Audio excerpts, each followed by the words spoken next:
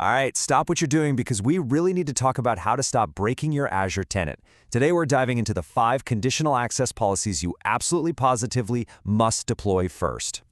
And no, I am not exaggerating here. One wrong click, one tiny misconfiguration, and you can trigger a tenant-wide lockout. We're talking nobody gets in. Not your users, not your other admins, and yep, not even you. The stakes are just incredibly high. But hey, don't worry. The whole point of this explainer is to give you a blueprint for what I call the CA Foundation. This is your unbreakable set of policies that's going to secure your environment without accidentally blowing it up. So what even is conditional access when you boil it down? Well, it's just a series of if-then statements. If someone wants to get in, then they have to do something to prove they're allowed. Seriously, think of it like the super smart bouncer for your company's entire digital front door. So, here's our game plan for today. We're going to build 5 key policies, and each one has a specific job. We've got the emergency hatch, the foundation policy, the legacy killer, the location lockdown, and of course, the all-important safety net.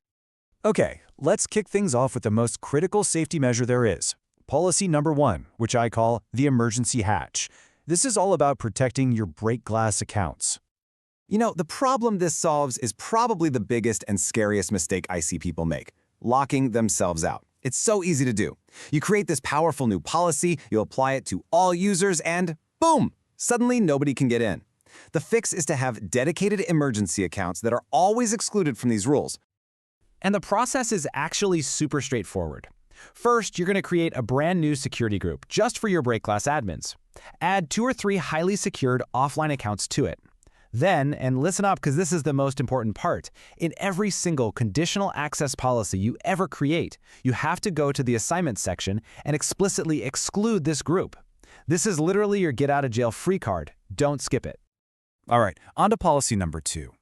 This is where we start really building up that security perimeter.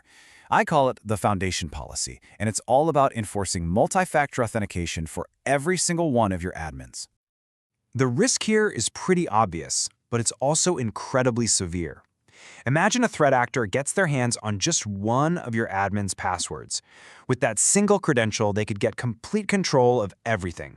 The solution is to target all of your administrative roles and force them to use MFA every single time they sign in. No exceptions.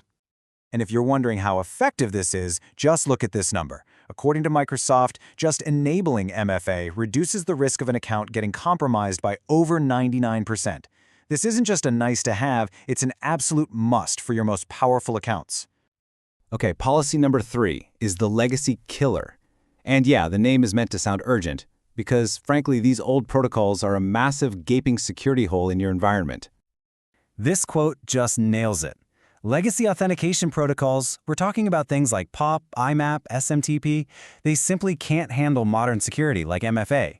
And that makes them a huge target for attackers who use them to just waltz right past all your other defenses. It really is a wide-open backdoor. The fix for this, thankfully, is beautifully simple. You create a new policy, head over to Conditions, and find Client Apps. From there, you just target legacy authentication clients, and under Access Controls, you hit Block Access. And that's it. You've just slammed that backdoor shut for good. Let's keep rolling with policy number 4, the location lockdown. This is a simple but really powerful way to shrink your attack surface just by thinking about geography. So here's the bottom line. If your company has absolutely no employees and no customers in a certain country, why on earth would you ever allow a sign-in attempt from there, right? The answer is you wouldn't. This policy is all about proactively blocking access from any country where you just don't do business. Now, the steps here show a really strict zero-trust approach.